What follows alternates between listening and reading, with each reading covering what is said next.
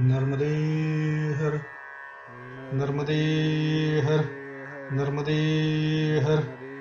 दया एवं दान, इन दो शब्दों की जीती जागती मूर्ति है माता अहिल्याबाई होलकर। सैकड़ों दिन दुखियारे व बीमार लोग और साधु सन्यासी उन्हें करुणामयी माता के नाम से पुकारते थे। उनके जनहित कर कार्य व दया तथा दान की क्रियाएं केवल इंदौर राज्य की सरहदों के अंदर ही नहीं थी। इस शंकर कन्या ने सारे भारतवर्ष के कोने कोने में अनगिनत मंदिर, चौड़ी चौड़ी सड़कें, धर्मशालाएं, अन्न सत्र, सदावर्त एवं नदी किनारों में पक्के घाट भी बनवाए थे एवं ताल पोखर भी खुदवाए थे। सैकड़ों बीमार लोगों को, भिखारी फटेहाल लोगों को और साधुओं को अन्न वस्त्र का दान देना उनकी रोज की दिनचर्या थी।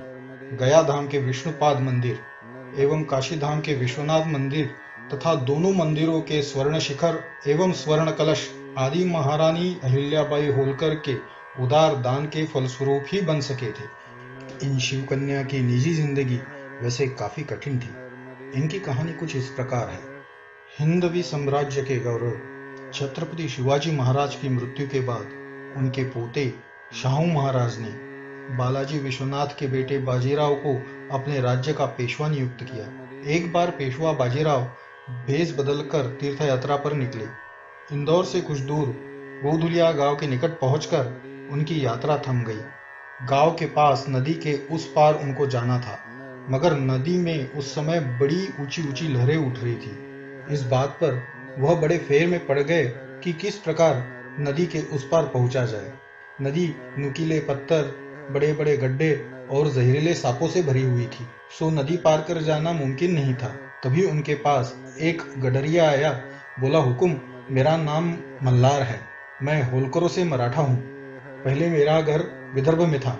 मुगलों ने आक्रमण कर हमारी सारी जमीन जायदाद छीन ली।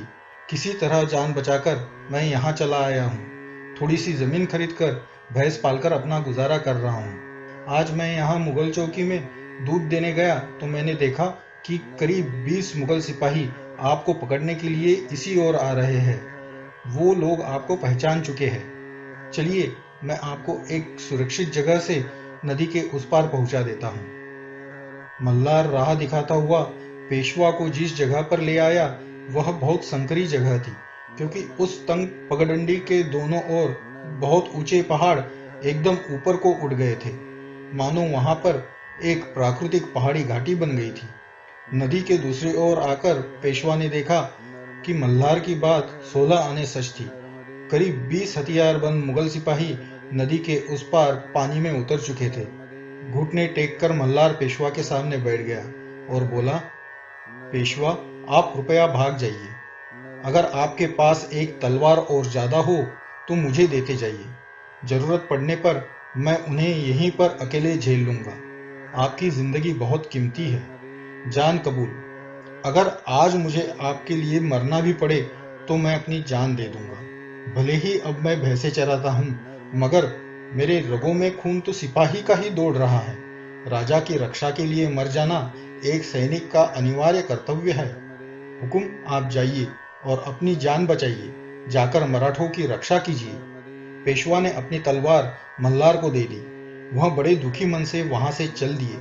इधर मुगल सिपाही मल्हार के पास पहुंच रहे थे, मगर तंग घाटी होने के कारण मुगल जल्द एक साथ मल्हार पर हमला नहीं कर पा रहे थे। सिपाही एक एक कर मल्हार पर हमला करने आते और उसकी तलवार की वार से घायल होकर नीचे पानी में डूब जाते। 5-10 सैनिकों की यह गति देख मुगल मल्हार को गालियां देते हुए वापस चले गए, मगर बदले की आग में जलकर उन्होंने मल्हार का घर-बार जला दिया। उसके भैंसों को भगाकर अपनी चौकी में ले गए। मल्हार की जमीन जायदाद पर मुगलों का कब्जा हो गया। बाजीराव अपनी विपत्ति के इन मित्र को भूले नहीं थे। सब कुछ खोकर मल्हार कंगाल हो गए थे। पूछताछ, तहकीकात आदि सब करने के बाद बाजीराव मल्हार को अपने पास ले आए। बाद में वही मल्हार राव होलकर के नाम से भारत के इतिहास में भारत के कोने कोने में मशहूर हो गए।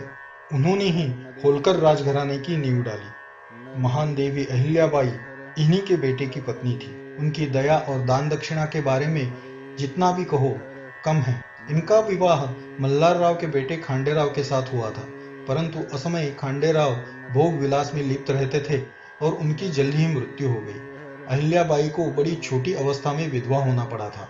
उनके एकमात्र पुत्र मालेराव युवावस्था में ही व्यभिचारी बन गए थे, सो अंत में पागलपन में आकर उन्होंने भी आत्महत्या कर ली। कुछ ही दिनों में महारानी अहिल्याबाई की एकमात्र कन्या बाल विधवा हो गई और अपने पति की चिता में जलकर सती हो गई। उनके ससुर जी मल्हारराव होलकर की मृत्यु के वक्त अहिल्याबाई केवल 31 वर्ष की थी।